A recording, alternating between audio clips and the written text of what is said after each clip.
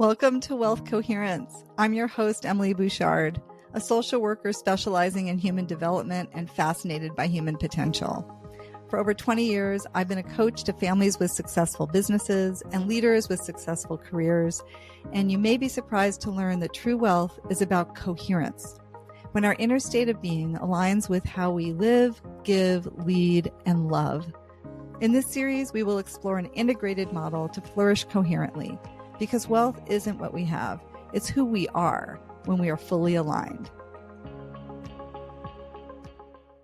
Well, welcome to this episode of Wealth Coherence. I'm your host, Emily Bouchard, and I am delighted to have my co-author with me, somebody I've known for years and have really respected for a long time, Charles Feltman, the author of the Thin Book of Trust. Charles and I have a book that is newly available for pre-launch orders through Barnes & Noble and other sources. It's interesting, when we were researching this book and we were looking at, all right, what are the main issues families are impacted by when it comes to breakdowns in trust related to money? We learned some things I had known within the domain of step and blended families, because I've written a lot about that, but got to see it more extended to any marriage, that the leading cause for conflict within marriages is not money, but it's unresolved issues related to money. So you might have like the same argument happening again and again over money, or you might find yourselves avoiding the same conversations about money because they don't go well. And what Charles and I put forward in the book and give you ways to think about it is, like he said earlier, that the money might be the context, but the foundation, this foundation underneath it is trust. And when that trust isn't really solid, you're not going to feel on solid ground when you're dealing with finances with each other. And unfortunately, research has shown that financial infidelity is becoming a leading cause for people separating and divorcing. And again, that is a complete breakdown in trust and trustworthiness in terms of how we are with money. A lot of secrecy. That sincerity piece is huge in financial infidelity, right? You're not disclosing information. You're doing things like taking a second mortgage out on the house, taking credit cards, getting into gambling debts. Like, there's so many different aspects of where this shows up. And that idea of sincerity, where you might be saying one thing to your spouse or your partner, but you're thinking something else, like, this isn't exactly true. It creates such fracturing and discord within relationships. And so if you can get the trust to go right, where you can really trust each other to have the conversations, you can actually get the relationship to get back on track, and you can take care of something as significant as financial infidelity. Yeah, that's a big issue. As you said, we discovered it as we were researching. This was bigger than we thought. So we touch on that certainly in the book, and how to kind of spot it and avoid it, because that's the bottom line. That's a goal. If you can avoid it ahead of time, if you can build the bridge of trust, or the foundation of trust, maybe is a better word. Yeah.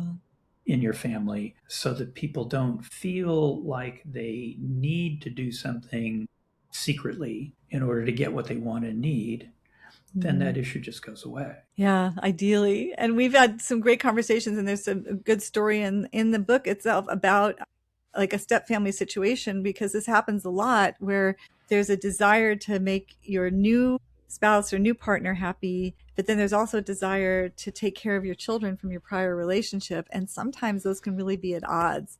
And so we have a great example of how a couple worked through that, and we're quite successful in it. The whole idea is to give you inspiration and ideas for how to be successful in moving through challenging issues in your life related to money, where trust is at stake. So I want to add that in the book, we illustrate our points with stories that I think are relatable for a lot of people, because, this book actually is potentially valuable for anybody who has a family, which is a whole heck of a lot of people. But what we want to do is make sure that all of the family, the readers, and what they bring in from their own families can get some value out of it. So we're trying to relate to a lot of different kinds of situations.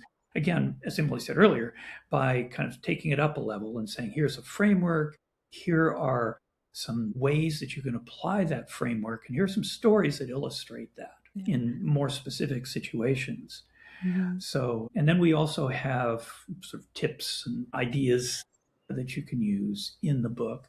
Well, there's a discussion guide, and there's little communication tips, and we'll have some supplemental materials too. And I'll share this, that we are in the final stages of our final edits right now. So the book is largely done, and we had a meeting. We had an author's day with our publisher, Barrett Kohler, and we met with all of the editors there, the marketing team, the copy editing team, the design team, and we needed to present our book to them. So we shared a little bit, like we're doing right now, about the book and things that we covered and some stories. And we found out afterwards that the team, like all these people, were on their background Slack channel sharing with each other, oh my gosh, she just said something that's exactly applicable to my family. When do I get this book? Right? And they were going back and forth with that. And then we had 3 readers, professional readers of the book, to give us their feedback that we're incorporating into it. And each of them made comments to the effect of, oh, I can't wait to use this with my daughter when she's old enough. Or, oh, this is so applicable to my family right now with my aging parent. It just felt so like we're on the right track. Like what we've done is created a way to make it so this framework could easily be used